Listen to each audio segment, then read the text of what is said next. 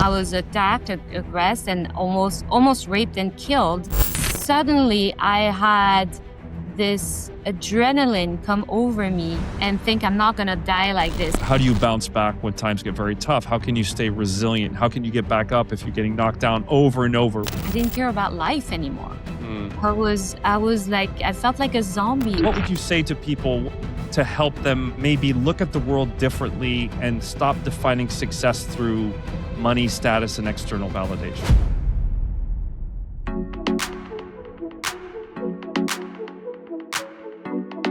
Welcome back to Mork Unfiltered, folks. And today's guest, very special guest, today's guest is Chloe Trujillo, singer, visual artist, designer, entrepreneur, mother, and a whole lot more. Born in France, Chloe grew up between two powerful influences: a grandfather who was an opera singer and introduced her to the world of creativity and freedom, and a father who believed success meant discipline, science, and financial security. For years, she lived in this tension between head and heart, following a safe academic path, but also feeling an undeniable pull towards the world of art and music. Chloe has since built an accomplished creative career of her own. She is the recipient of the 2022 Juice Merit Award for Exceptional Creativity, has been nominated for Best Female Vocal Performance at the Jazzy Music Awards, and her artwork is currently exhibited in Paris at the Musée de la Philharmonie and in Los Angeles at the Compound Contemporary. Alongside building her own creative career and raising a family, Chloe is also married to Robert Trujillo, the bassist of Metallica, one of the world's most influential rock bands. A reality which adds an extra level of uniqueness to questions of identity, success, and of course, parenting. In this conversation, we're going to unpack how Chloe has defined her own success in her terms, and built a life guided by purpose rather than by expectations. This is Mork Unfiltered. This is Chloe Trujillo. Welcome, Chloe, to the show. Thank you. Thank you for having me. I'm excited. Yeah, I'm excited to have you. This is such a cool and unusual episode because you probably don't know this, but you are the first artist that I've ever had on the show. I've generally had tech founder entrepreneur types or big company business types. I even had one NFL player, but I was like, you know what? I'm going to step out of my comfort zone and interview somebody totally different. And you are about as different as I could have found. So I'm very excited to do the show with you today. This is great. Very cool. Awesome. So listen, when I think of your background and I think of, our initial conversations and kind of the trajectory of your life, it all starts with you as a little girl, and I picture you with, this grandfather figure who was an opera singer, right? And who seems to have been such a major presence in your life. Tell me a little bit more about your grandfather and what he represented for you, especially, in contrast to kind of the more structured, achievement-driven world that maybe your father came from, right? How did he influence you and how did you see him? Well, I saw him as a father figure as well. Like you said, my dad was a workaholic and he defined success by working hard and, of course, making money and building and building. And it's like there's no end to it. And so he was working such long hours that, with my mother, that we needed somebody to take care of us. I have two sisters. And so my mom had her parents move across the street from us in Paris. And so really my grandparents were like my second sets of parents, basically. They were there after school for us, cooking dinners for us. And in the summer, all month of July, we spend with them. So my grandfather was really a prominent figure, but he was singing all the time. And then it's not until like when I started hearing his story and how, I mean, I don't know how much detail I want to go to, but it was so inspiring to know that he actually survived the war through he had refused to bear arms. And I heard this story later on when I was able to comprehend like war and Mhm. the history. Yeah. which I was still young. I was not a teenager yet. I was still a child. But at first, he was just singing all the time around the house, and Hmm. his deep voice, and it always felt so free for me, like just to express oneself with just no, I want to say shyness, like no timidity, no refraining from anything, just full expression. And it sometimes made me uncomfortable because I was always wondering, like, how can you be just like that, expressing yourself without Hmm. fear of judgment, but then I heard about his story where he actually was imprisoned as a traitor because he refused to kill anybody. He refused to take any arms with him, and then the way he was able to get like a frozen potato to eat, or something through the wall, is through singing to people. And I recently told a little bit of his story, and I was just reminded of a war movie I had seen a few years ago. I forgot the title of it, but Hmm. the end credits show a scene similar to that. It Hmm. showed a scene where a soldier was singing and all the soldiers gathered around just listening to music, because Hmm. in times of crisis, it really is so healing. So he really inspired me to sing. He gave me this love for music. And my grandmother was a really good piano player, and she would often get on the piano and accompany him singing. And that was really, I think, what started my love for music. So he was definitely very influential in what I do today. Hmm. And I still think of him, and I want to imagine and feel his presence. I still feel his presence. He passed away years and years ago. But yeah, so it's an important figure, especially in my making decisions in careers much later on. That was a wobbly time in my life. So yeah, I'm sure we're gonna get to that.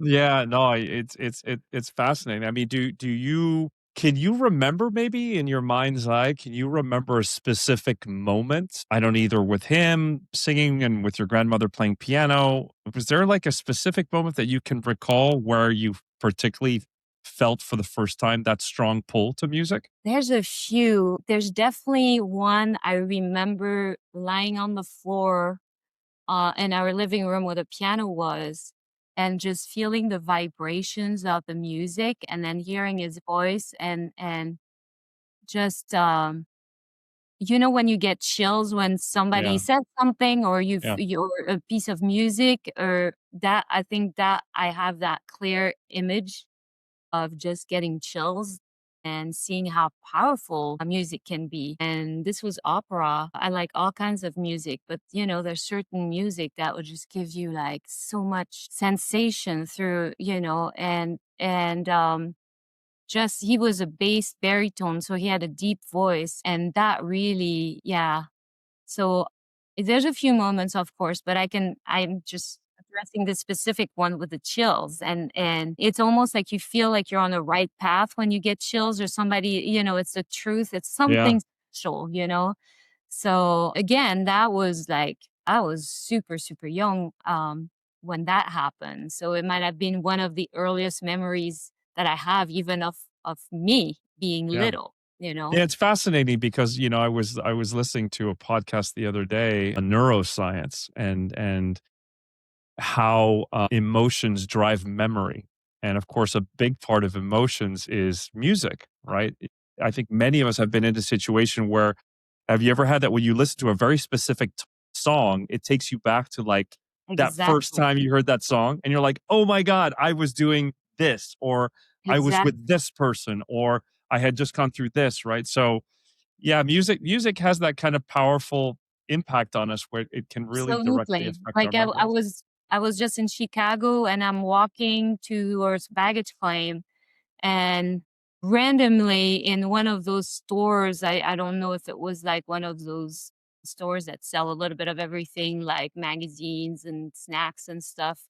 I was walking by and they were playing Ave Maria, and Sure. I got transported because that was a song that actually my grandmother would sing and play on the piano. So it's kind of exactly what you're saying is the emotions, how it just locks in through the Yeah. senses, just a piece of music just takes you back, and it's like clear as day, it's yeah. Very interesting. And I mean, the other part, which obviously we're going to go into, is a little bit, this kind of like situation that you found yourself between the musical creative world of your grandfather and your grandmother, and then the business math science world of your father, right? And so, when you and I last talked, I thought a lot about what you said because, from what you said, and I did some research on you as well. I was kind of geeking out. And you weren't just good at math and science, like you were really good at math and science, right? I mean, you studied, I think you went to one of the top schools in Paris and you studied like quantum mechanics or something, right? Yeah. So, Yeah. and that's pretty serious. Like this isn't like mundane math stuff. Like this is really serious, right? But was there a particular moment when, the part of music and creativity kind of shifted from you to something that you enjoyed and appreciated to something that you really needed? Do you remember like a particular point where you're like, oh my God, I like really have to pay more attention to this and do something about it? So yeah, there's been a couple of moments in my life where I call them like a kick in the butt from the universe, where I experienced serious traumatic events that Yeah, yeah, were putting me back on the path of creativity. Because yes, I did study. So like my parents, they were fashion designers, so they were still in the artistic field. But my dad was like the businessman, and he was such a workaholic. Like if there's a client from Japan that was jet lagged and wanted to meet him at 4 a.m., he'd just get up at 3 a.m. to be there sounds at like my dad. just Yeah, nonstop. And so you have that image, and I was talking about my grandparents, they were more creative, but you have that like strong discipline and all this. And I think I still have a lot of that in me, which I'm grateful for, because dealing with all the different businesses that I'm doing, because creative, but also you have to stay organized to be able to, you know, do everything. But I always had this passion too for math, and I always wanted to know more about how the universe works. So that's what the quantum mechanics came in and all this. So I'm still passionate about this. I will still buy books and read about it. yeah, But there was a moment, there was a few moments. There was a moment where um, okay, to please my father, and because I had all these questions in my head whether I should go towards an artistic career or more like a yeah, secure career in the scientific field somehow. right. And so after graduating high school with math, physics, chemistry, all of that, I went to, a scientific university, and I studied all that, and for a few years, and I got all the diplomas. And then I told my dad, I said, I'm going to try the art, but I can always, because now I have those diplomas in my hands, I can always go back and get a job, as Yeah, whatever, an engineer and, l'aérospatial or something, sure, sure. just so even though I was, a young adult, I didn't need his agreement or whatever, but somehow I wanted to hear his blessings and feel that it was okay for me to try something different. And meanwhile, I never really stopped doing art. I never stopped doing music. I never stopped painting or drawing, even when I was doing math, but Hmm. not, as much as I'd like to. And it's actually while in university, in the scientific university, it's called Pierre and Marie Curie. And there was like a little room in the center of the building that offered live drawing classes. So they had live models, and for a few French francs back then, you can participate and just sketch with charcoal or Right. ink Yeah. or whatever. Like it was quick sketches of like live models, and I participated in that class, and then they did a show. And that was my first experience of an art show while I was still studying science. Hmm. And I remember being so scared. oh my God, people are gonna see and judge my work. Yeah, of course. But there's some excitement with it. And then the guy that was organizing this show chose for the flyer, he chose one of my drawings, one of my portraits, which was even scarier in a way because it's like, and then back then it was no internet. It's like he prints the flyer and then you get that flyer or you post them around Paris and all of that. And so I had a little bit of an experience of selling art actually at that time. So there's the question of, you know, am I worthy? Is my work worthy? Will I be able to survive as an artist? Now I'm studying science. All of the people I know that got out of the university or even the high school I was in, because it was one of the best high schools, they all have great jobs, Yeah. Yeah. high level jobs. And so I kind of knew, okay, I have that, and then I should continue to have that peace of mind that like it's a Right. security so that I don't end up, not knowing what to do in the streets and strive it's like a struggling and artist and all of that.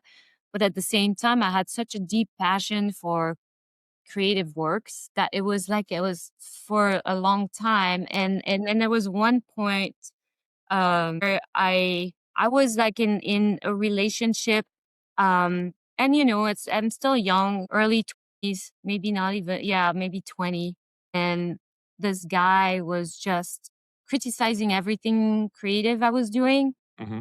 And then, it's not until later that I saw he was struggling with his own issues. So Sure. he was reflecting back Yeah. at me his own issues. Yeah. And so I started believing him. So I gave up everything artistic and I realized that that was like I didn't care about life anymore. Mm.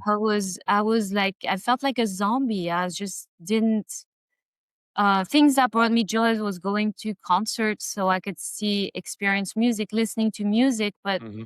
it's almost like I was like, I just don't feel good and kind of depressed for a little while until I had this traumatic event, which was an attack of what they had. They had the serial killer in Paris back then in the 90s. And I almost, I don't know in how much details we want to talk about this, but I was attacked, aggressed, and almost raped and killed.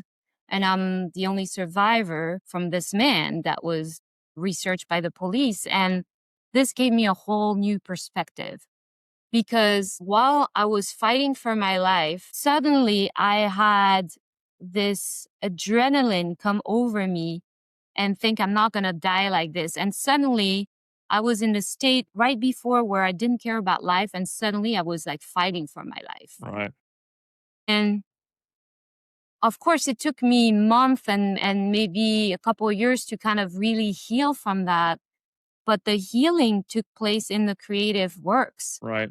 And it's kind of shifted everything around for me where I'm fighting for my life and now I'm out of this. And of course, then started a whole thing with like, I was sent to the police hospital and depositions and then going through like the fake mirrors and trying to identify and doing portraits of the guy that attacked me and all this. But in the Yeah. midst of that, I I realized like there's more to life Right. and I thought, I almost lost my life. What else? I have nothing else to lose. Yeah. So then that's when I really shifted and took the chance on art and music and creative works. I had you realize like, okay, we have one life, Yeah. might as well be happy, and do something that brings me joy, and something I love to wake up to every morning and Hmm. feel happy about the Yeah. work that's ahead. Like, so this was really like, I think this was one of the most defining moments. And of course, it was not like all straightforward, like, okay, No, of give up course. everything and do art and music. Cause, Yeah. I still had to figure everything out. But this was one of the moments where like, okay, the mindset shifted from what am I gonna am I doing art? Am I doing science? Am and then two were like, oh, I'm giving up creative, like it's not worth it. It's so hard. I'm not good enough, blah, blah, blah. To like, boom, you almost lost your life. Like, what else you gotta lose? Like, just go for it and give it a try, give it a chance, give it all you got. And that's what I went in like 200%. Like, gave it, Yeah. and of course there were doubts, and it's not it's not an easy road, an easy path, and I had plenty of obstacles along the way, and I felt like the obstacles were just like a proof to myself that I'm resilient enough to keep going. And I think, I mean, it applies in business too. Like you have to be resilient because success doesn't come like Yeah. It's not first of all, linear. it doesn't come overnight, and it's not like if you give up at the first failure, you're never gonna make it. It's like yeah, you fail, you fall, and you get back up. And Hmm. so this was kind of the moment where I choose to like follow my heart Yeah. rather than my head. Like okay, this, you know, just doing something I enjoy and get the joy of living again. Yeah, but it's interesting. Your story is very interesting because, like, first of all, I had no idea that you had been through this, right? So I want to recognize you and thank you for sharing that because I think, unfortunately, most human beings were creatures of habit, right? And so we get into this zone of comfort where maybe things are not great and perfect, but it's comfortable, so we stay there. And oftentimes, when I hear your story about how you were nearly raped and killed, it takes a crisis for us to realize that there's a different path and that the cost of not following that path is not being honest and true to ourselves, right? And it's unfortunate. It's sad and in your case horrible, right, that you had to go through that. But, you went through that and it's like that's where you found the courage on the one hand and also the perspective to say, like you said, it's like I only have one life. I mean, I just lost it. I got to follow my heart. And the reason I also say that is because, I come across so many people, Chloe, who live their lives according to the expectation of society or of parents or of friends. You can just see that they are just shadows. Yeah. That they're just there's no color in their life. Their life is just an endless shade of gray and white. And I ran into a mother who is, her husband's a billionaire. They are one of the wealthiest families in India. And I was talking with their son who was applying to go to business school where I went to business school. And she was all about how like they're grooming him to be the chairman. And I was looking deeply into this kid's eyes and I was thinking to myself, is this what he really wants? Yeah. And I think many people go through that. Yeah. Yeah, it's not an easy choice to make because yes, we all want to, I mean, I think most of us are like people pleasers. We want to please, especially the people we love or that love us, whether it's parents, but it's hard. It's almost like you got to be rebellious, but it's not easy. And that's why in a way what happened to me, I call it a blessing in disguise. It took me years of calling it that because like I said, it was a long road to recovery. But yeah, if that didn't happen, I might have lost my life maybe not literally, but just be like you said, like a zombie, like just not just keep on living, but being just, you know, It's almost worse. I'm curious as well, because I know that the relationship between a father and his daughter is so strong. I have a little girl. I was just down in Chile last week to see her. I get to see her only once every 2 months because she lives in Chile with her mom. And it's always heartbreaking because, she's very far. But, we have an amazing relationship. And I also realize through the strength of that bond, the influence that I have on her. Right. And so I think the question I have for you is, and probably this was sadly made easier by what happened to you, but how much did meeting the expectations of your father and what he was doing work-wise play into your decision for a long time to continue down the path of math and science?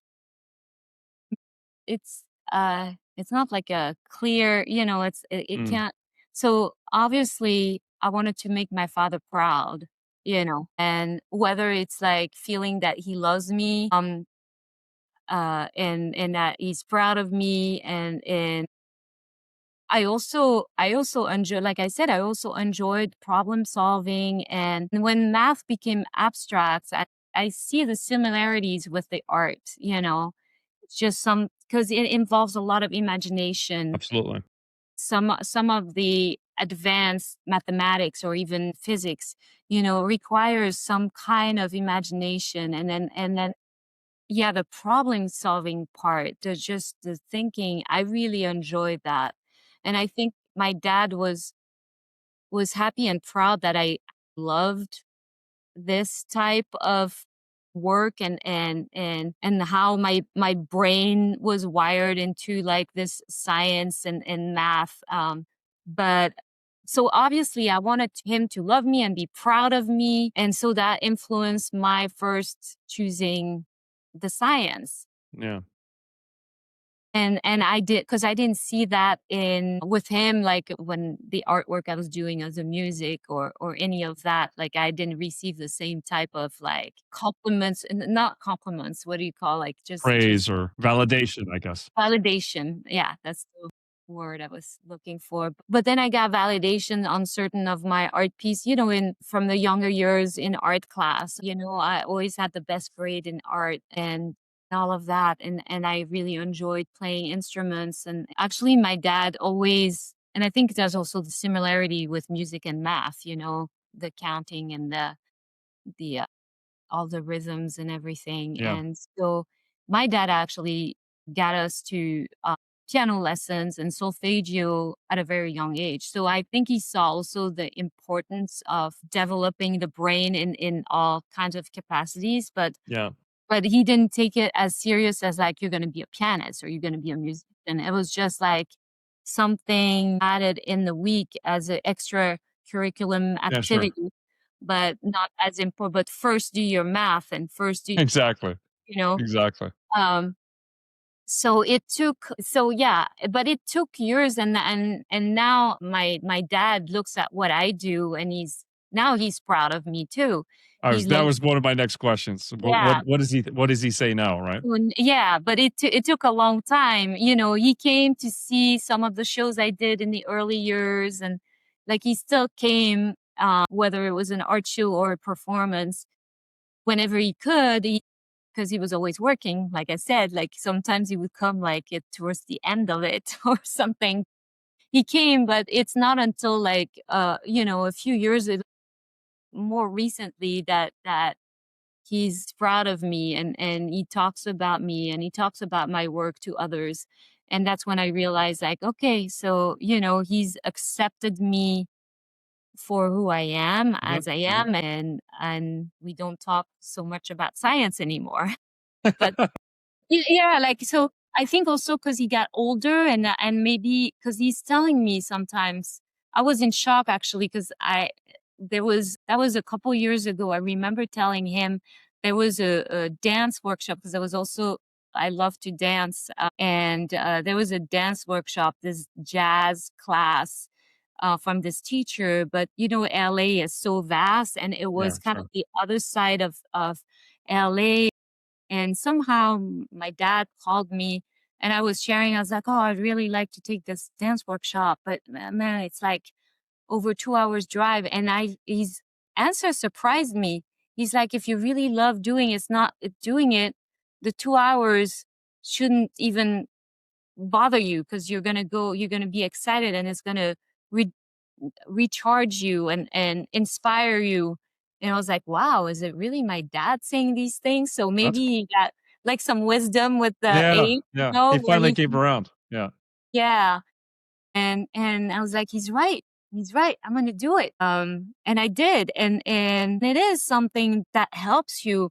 I was even surprised, like this past 2 months, and we were joking, you and I, on email, because I was like touring Australia, Yeah. every city, and playing a show every night. And then I came home for a day to unpack and repack, and then did events in Miami for Art Basel, and then came back home for one day, and then back to New York for 3 days for also events for my fashion line, and then Chicago for events with my artwork and some of the designs that I did, like a new coffee packaging for this coffee brand, and then based in Chicago, and I designed a third deck of my oracle cards and all this. And Hmm. then I came home and I have I'm full of energy. People say, Yeah. "How are you Yeah. with jet lag and Yeah. your energy and vitality?" And I'm like, I'm full of energy. Yeah. 'Cause I'm doing what I love to do. I'm not feeling the jet lag. I'm not saying that I'm not ever tired, but I'm so excited about these things that I'm just plenty of energy. Yeah. And that's a sign that's like, okay, I'm doing what I should be doing?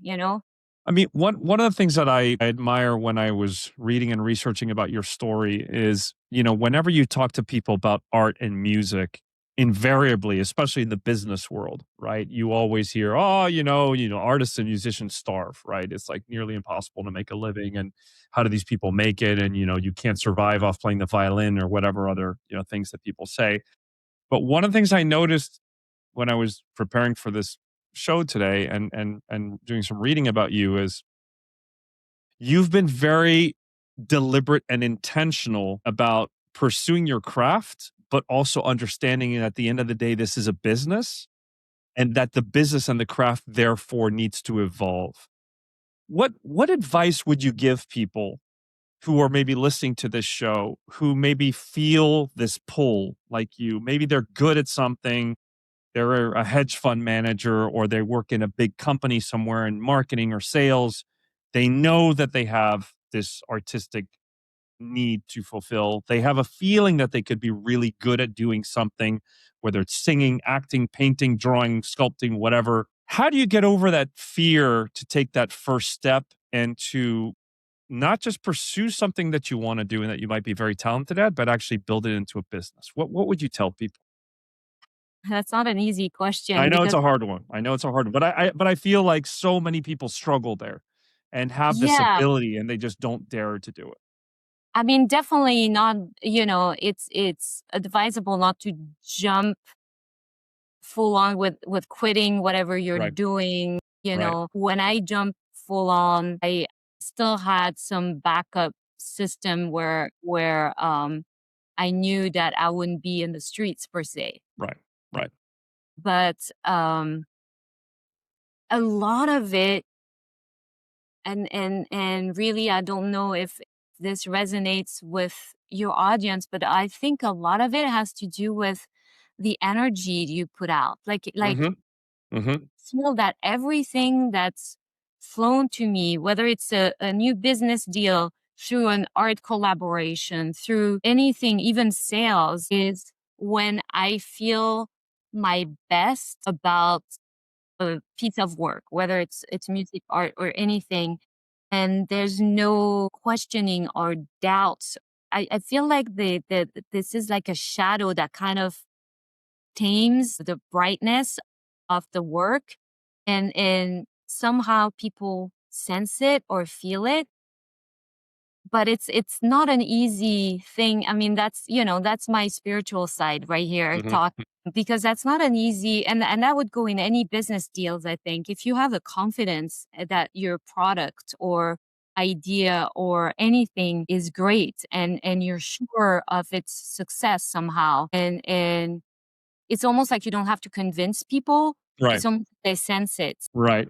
Yeah. So that's the one thing that I realized over time, that any and I'm still struggling with that, because sometimes I question too much, like, it's something. Yeah, we And overthink things, right? We o yeah, we overthink it, we that analyze it too much. but it's the moment, like, you're excited about this, whatever it is, and people want piece of that excitement. Exactly. I love that I love that you said that, because it's kind of like, for a long time, and I think I mentioned this when you and I talked the first time. I was a chief marketing officer in tech companies. Like, I did the whole startup thing, and I did Google, and I was at Pepsi, and I was like you in math and science. I was pretty good at it, right? And I made a very good living. But when I left tech, and then I became a coach, and I started coaching founders and leaders and executives and people navigating life change, and I started doing workshops and speaking on stage, something changed which never happened to me before. And my guess from what you're telling me is that you had the same, is that people would come up to me and they would say, like, dude, this is so you. Your energy, like when you're doing this, when you're up on stage or you're coaching or whatever, it's like you have this palpable energy to you. And it feels like so warm and inviting. And it's like you feel like you attract people to you. Is that similar Exactly. to what you feel with our Exactly. Exactly. Exactly. That's why I say it could be yeah, in any field. It's like just, yeah, and that's when you feel whole, like you feel like you're the absolutely. whole embodiment of your full being. Yeah. Yeah, that's And exactly. then also the other thing that it does is, and I think you were alluding to this earlier, is when you get that feeling and you transmit that energy to people and they reflect it back to you, then it strengthens your belief in yourself. Right? That self-doubt kind of like melts away, because you're like, well, wait, if these people are believing it and I'm feeling it, then there's like definitely something here. Yeah. And the Right? magic Super of it, interesting. yeah, and the magic of that is that it inspires others Exactly. to become themselves too and Exactly. find their path. So it's kind of it's a win-win when you get to that point. Yes. Now, one thing I wanted to touch on, because we talked about this last time, and I'm fascinated by it because I got into this too, and I think we kind of like nerded out about this last time. But you're also a very spiritual person, right? You're very spiritual. You have your practices. You have I think you do yoga and other things. Tell us a little bit what the influence of this spiritual practice has been on that sense of belief. And also, you mentioned in our last call that you sometimes suffered from anxiety, right? How has your spiritual practice helped you both in believing in yourself and in reducing the anxiety that you sometimes feel? Well, the two main spiritual practice I do, like you mentioned, like movement, like yoga and breathing, and then also meditating. And by meditating, I mean like sitting still and clearing my mind. And I think, I mean, with anxiety, already the breathing, because anxiety has so much to do with like Yeah. Yeah. just the breathing exercises. And that means like breathing deep, take different breathing exercise or practice, but even through movement, even while I'm doing yoga, I do I love to do the slow, slow motion kind of yoga, like the just so I just between each pause, you just get your breath flowing and you know um, and the meditation gives me two things. Of course, it reduces anxiety. You're trying to clear your mind, but you're not thinking about clearing your mind. It's just sitting still and just letting thoughts go by without judgment until you get some sense of peace. And the magic of this, ideas come through. Yeah. Whenever I sit like and then I get excited and then that gives me also uh uh uh the get ready for the day and I often have a notebook next to me and I'll jot down whatever came through in the meditation if there's and then it's not all the time, but the moments that happens, I'm ready to write them Right. down. Right. Right. Right. And so these definitely help with anxiety and it helps with that confidence too because well also part of the yoga I feel it's like okay you're building strength Yeah. On you top know of it, s- it's physical. and so Yeah. and they even say when you're like in the warrior poses and Hmm. you hold them still it's kind of Yeah. like you're like the embodiment of like a warrior and it gives your body a sense of like you're grounded, you feel strong, Mhm. you're unshakable, you know, and so all of that together help, you know, anxiety, help with confidence, help with mindset. Yeah. And I do see, you know, when the days that I either don't have time because I'm traveling or something, or I do, I try to always fit in a quick little session, a quick little movement or Mm. breathing whenever I Yeah. can. Yeah. And I see the shift right away when, you know, so yeah. Yeah, I have exactly the same. And I think, for those in the audience out there, because, we have all sorts of different people looking at the show. For those interested in knowing more about meditation, I think one of the things I found very interesting is, there are videos on YouTube that can teach you about box breathing, right? There are 5-minute meditations, which are very short, where they literally guide you step by step. There are, of course, applications like Calm and Headspace and others that, have different types of meditations and breathing exercises for people of different levels. Some people, may be listening to the show and be like, oh, this, yoga meditation crap, I don't even know how to start. Right. And so what I always like to do is share with people because I 100% would agree with you, Chloe. I've been doing yoga and meditation and affirmations for years now, and I don't know where I would be without it. My children are extremely thankful because they're like, Dad, you've chilled out so much. You used to be unbearable before. So now, when they do something that I'm not so happy about, I don't completely, lose my shit and get upset.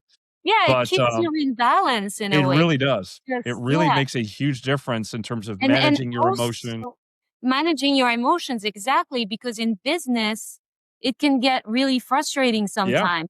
Or you know, it could be easy to completely lose it or you know, but I feel like this helps you stay centered and kind of a better person per se because exactly. you're just like, you know, Exactly. And so, one of the things I want to, turn to because I think you might have a very interesting perspective that I think will be very helpful for our audience given, what you've achieved, your because you seem to be quite like you seem to live in a world that's fairly harmonious in terms of your ability to, be a successful artist, be a successful singer, be a successful wife, a successful mother. These things are not easy, especially, when you live in the public eye like you do, right? Like Robert does.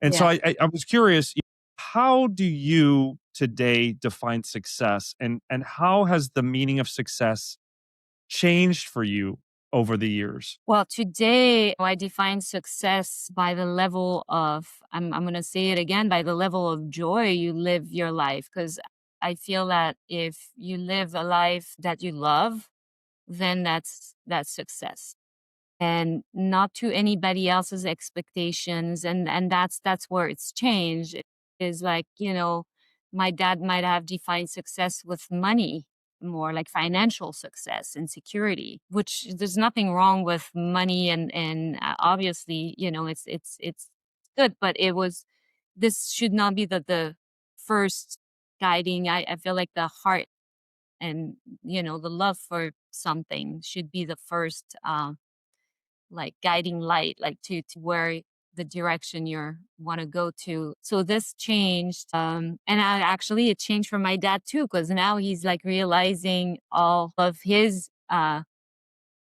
mistakes in a way. He became really really successful, but then, you know, at what cost? At a cost of not being able to have the time to do all the things he enjoyed doing. You know, so for me, success is, yeah, it's the level of like joy you have living your life and really loving the life you're living. Well, there's no right or wrong answer anyway, Yeah, right? I think I love to ask that question on this show because I'm fortunate to interview amazing people on this show who are doing very interesting things with their lives, whether it's, you and art and singing and performing, or people trying to cure cancer, or people redefining healthcare, or people, running cruise companies. Right. It's very interesting. And people and what I find with the people that come on the show, and I think that's why I invite them to the show, is that they have a much more holistic view, a much yeah, healthier view of success.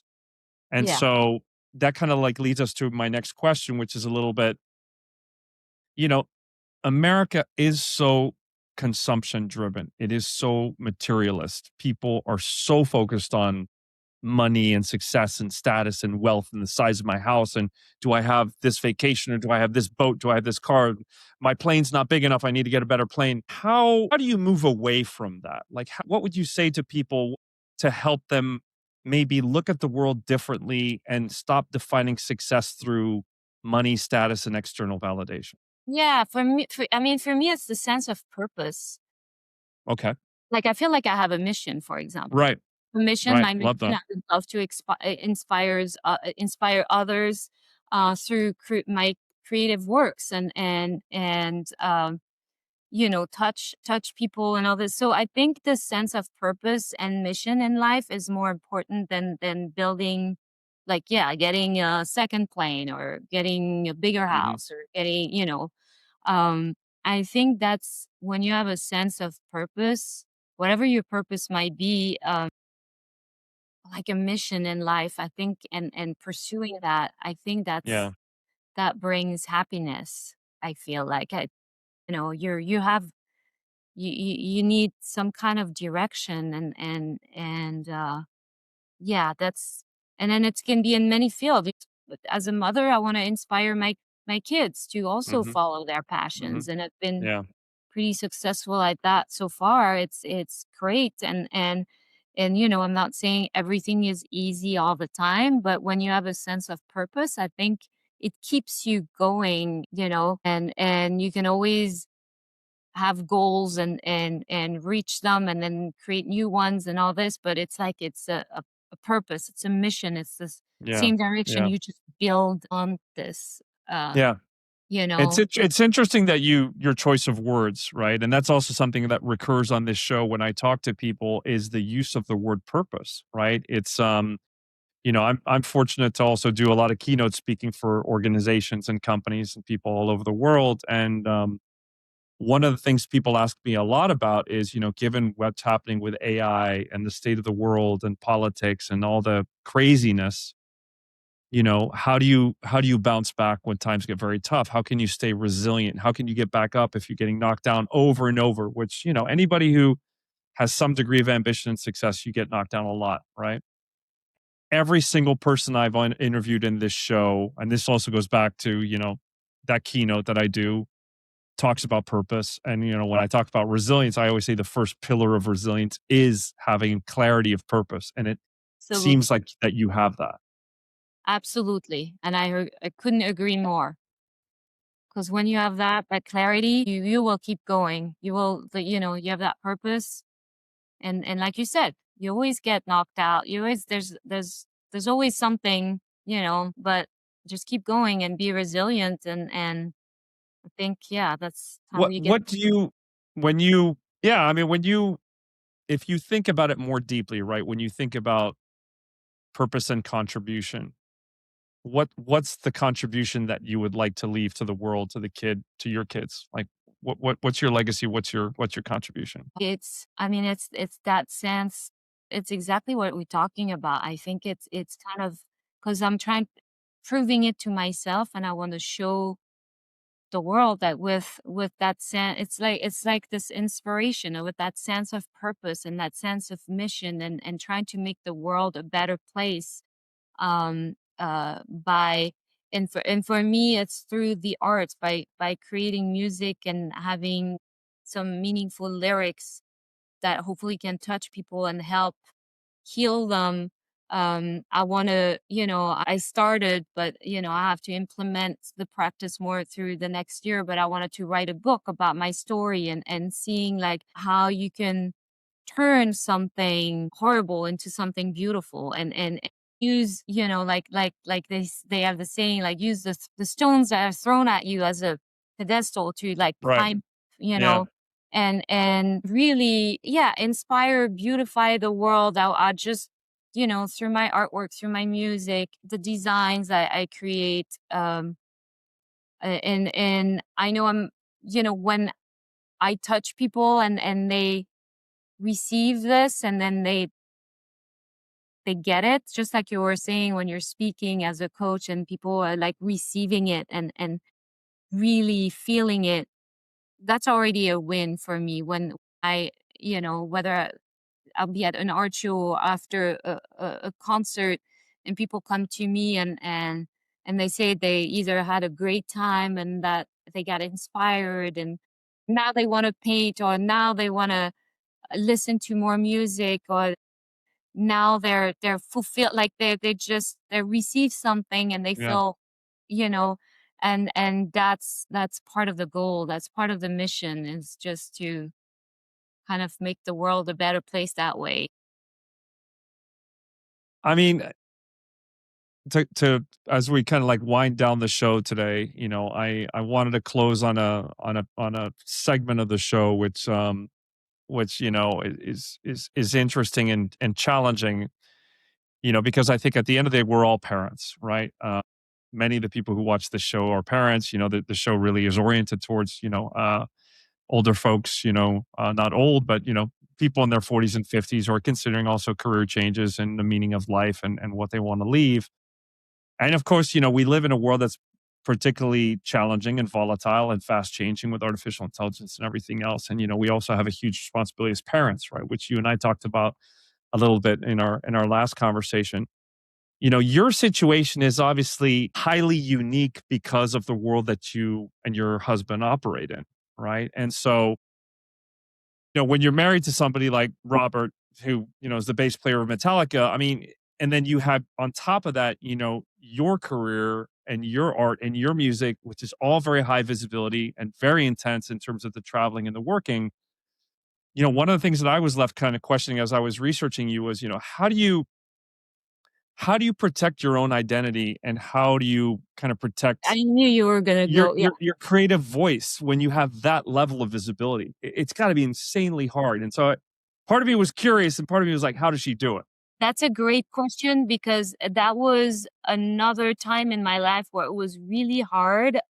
Is actually when I had Tye, our first son. I remember I have this example, and I don't know if I told you this in the last conversation, but um Robert was touring and then he came home and Ty was a baby. And I remember we're like walking down on Rose Avenue in Venice and I have my baby in the stroller and Robert walking next to me. And everybody, whoever we would encounter, would either stop, oh, the cute baby, or stop because they recognize Robert. And I felt invisible. You know what I mean? I felt invisible.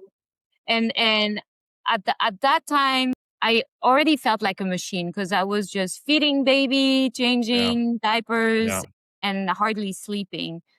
yeah, And mothers would know like how difficult it is. I had no help, and then I had my second a year later. So it was I was living almost as a single mom.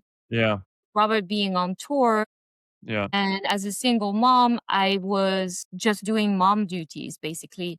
yeah, And I remember having this kind of feeling in my stomach being like, I need to create, I need to do art, I need to do this, I need to do that, I need to sing.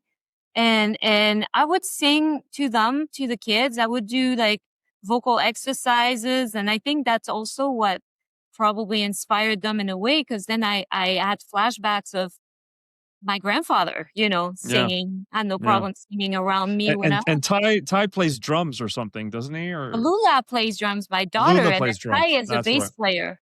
That's right. Well, yeah, Ty, of course, has to imitate his dad, right? So Yeah. yeah, that's Yeah. interesting. And Okay, and they started very early and they've been just amazing.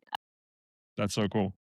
But that's when, like I felt for a second that I had lost my identity because I'm like, even people on the street don't even acknowledge me. Like, just like I'm just this nobody. Yeah, And but I already had a sense of identity through my artwork and through my music. But because I had to kind of stop, not fully stop, but like really slow down to take care of my kids, which I love to do. And so it took a moment for me to kind of recenter myself. And that's when the spiritual practice became really important too, even more so. It's like just finding who I was again and not trying to be influenced by this or that or just Yeah. being sucked in and but it took time. So yeah, that's a great question because I did struggle with that. And Yeah, it's hard. It's like, I mean, I think a number of people go through that to some degree or another. Your case is more extreme because of Robert's work and fame. My father was a board member of several big companies. He ran big companies. He's on the donor board of our business school. So I always felt like, I'll never forget my first day in business school. The dean's like welcoming the whole class and the board is there. And he turns around and he goes, and we are privileged to have, the first time, a first, second generation in the class, which is Patrick Mork, who's the son of Eddie Mork. All right. And everybody turns around and the board turns around, looks at me, and I'm like, gee, thanks, Mr. Dean, for not putting any pressure on me. I'm just like, I just got here, and I really don't need this shit right now. This is not a fun moment for me. It's flattering, but I think people do not people don't realize realize. Yeah. they don't realize how difficult it is to live in that kind of a situation where you're either in a spotlight of somebody or in the shadow of somebody, or you're being compared to somebody constantly. Yeah. It's not easy, and I think you seem to have managed that with grace and maturity over the years, and so hats off to you. Thank We're kind of like winding down. It's been amazing. It's been really awesome to talk to you, and I appreciate enormously, and I hope our listeners do. Your willingness to be open and to discuss things that are extremely personal. So I think that says a lot about you, your vulnerability, your humility, and your ability to stay grounded despite the world that you live in. As we wind down, I have something called the lightning round, which is three quick questions I ask every guest. They're the same questions. And so it's very short, very quick question, very quick answer, and then we'll kind of close out the show for today. So they're fun questions too. The first question for you in the lightning round, Chloe, is if you had one superpower, what would it be? my God, what kind of superpowers are there? Do I, and then of course it's the last, like how many minutes do I have to think about this? Any superpower is possible. You can What invent your own. I would love to be able to teletransport myself to different places at the same time because experience so many different things. And I'm saying like I would love to be here right now talking with Mm. you. Yep, I could be in the Louvre in Paris and enjoying some, like that. I think that would be my superpower if I could be like, oh that would be cool. That would be cool. yeah, The second question, and I think I know what your answer is going to be, but I'm not. I'm still very curious. I'm not sure. If you could have dinner with anyone in history, alive or dead, who would it be? my God. How do you know my answer? I'm like curious about this because I don't even know mine. We'll see what you say. I might be totally wrong, but I have a feeling, but I could be wrong. Well, I Anyone mean, in history, alive or dead, who would you choose? that's a tough one. I mean, there's a bunch of people that I would love to, whether it's like, my grandfather from the past, but also like so many artists and musicians that have inspired me. And writers. Okay, but you got to pick And one. I'm talking from centuries ago, like Sure. No, it can be anybody in history. I just like, but I'm going to say something easy, but of course that's just one example, but I'm going to say Leonardo da Vinci because he was like an artist and also a scientist. But there's so Yep, many. I'm there saying are. that because it's an There easy are. answer, but Yeah. I would like to pick his brain, Okay. but there's All so right. many people.